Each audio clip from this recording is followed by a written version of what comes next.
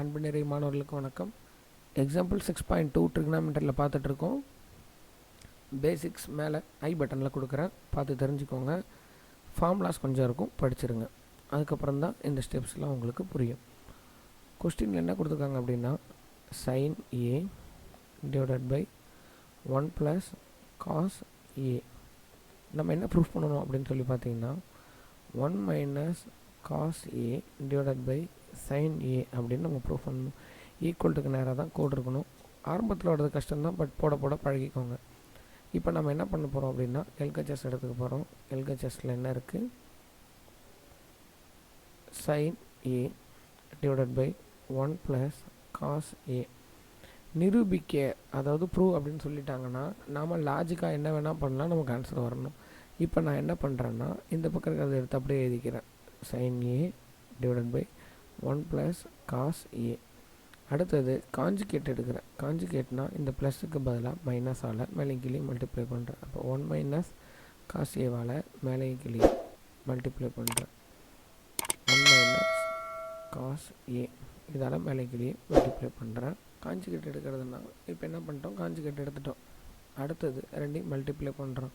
இந்த பக்கம் என்ன இருக்குது, sin a divided by 1 + cos a இருக்குது. இது நீங்கள் இந்த சைடில் எழுதிக்கிட்டே வரணும்.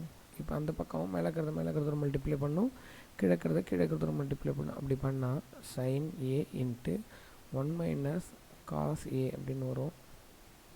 ஈக்குவல்ட்டுக்கு நேராக தான் கோட் இருக்கணும் பிள்ளைங்களா, அதை சரி பண்ணிக்கோங்க, படுத்திக்கோங்க.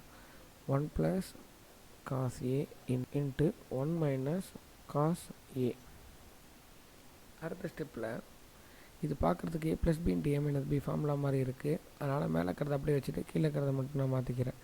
இந்த பக்கம் என்ன இருக்குது, sin a divided by 1 + cos a. இதை நம்ம மாற்றும்போது மேலே இருக்கிறத அப்படியே வச்சுப்போம். sin a × 1 - cos a அப்படின்னு வச்சுப்போம்.